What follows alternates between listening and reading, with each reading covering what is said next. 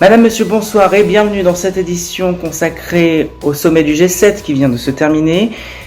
Quelles sont les principales décisions? Qu'est-ce qui a été décidé? C'est tout dans ce numéro.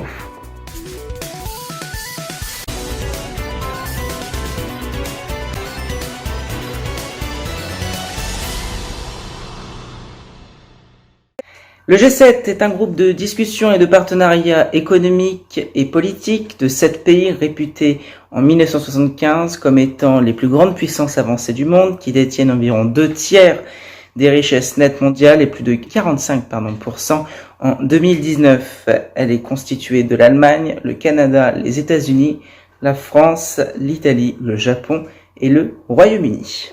Le tout premier sujet qui était abordé lors de ce G7, c'est un plan pour l'Amazonie qui est en flammes depuis plus de 3 semaines. Plus le temps passe, plus l'Amazonie brûle. Ce fut donc un sujet prioritairement traité au sommet. Un plan pour l'Amazonie avec 2 mesures fortes pour endiguer cette catastrophe a été annoncé. Une aide d'urgence avec des financements immédiats pour stopper les incendies et à terme de cet incendie, un plan de reforestation. Exactement pareil pour lutter contre les feux en Afrique subsaharienne. Emmanuel Macron a également abordé la question des feux ravageant actuellement les forêts de nombreux pays d'Afrique subsaharienne. La possibilité d'une initiative similaire à celle que nous venons d'annoncer pour l'Amazonie est à l'étude. L'IPBES nous lançait un cri d'alerte il y a quelques mois à cause de l'activité humaine sur Terre. Jusqu'à 1 million d'espèces sont menacées d'extinction. Pour s'engager contre une 6e extinction de masse, la charte de la biodiversité a été signée au G7.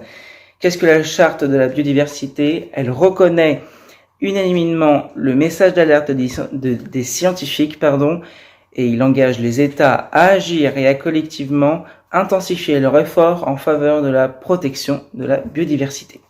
Limiter le réchauffement climatique est également un sujet très important qui a été traité lors de ce G7. Agir dans le secteur du refroidissement, c'est éviter jusqu'à 1 degré de réchauffement mondial. Au G7 de Biarritz, les membres ont donc lancé une coalition pour améliorer l'efficacité énergétique du secteur, tout en éliminant les gaz HFC qui polluent 14 800 fois plus que le CO2.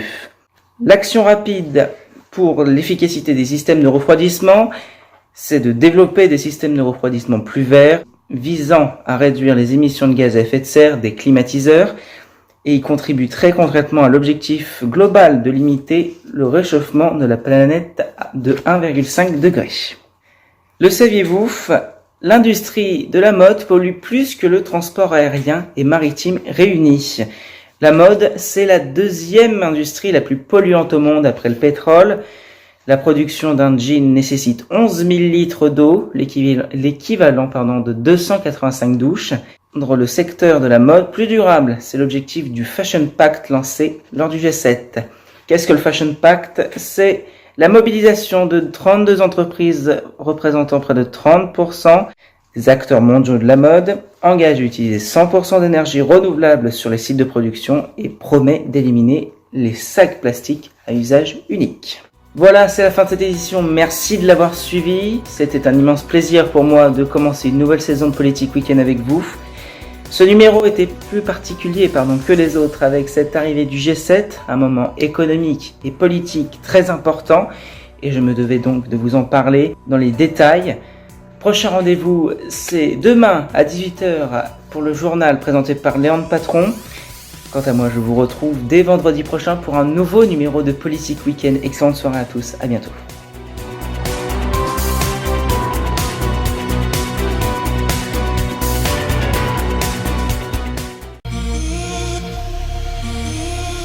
Retrouvez l'actualité 24h sur 24 et 7 jours sur 7 sur notre site internet infotv.fr.nf, mais également sur notre compte Twitter @groupeinfotv.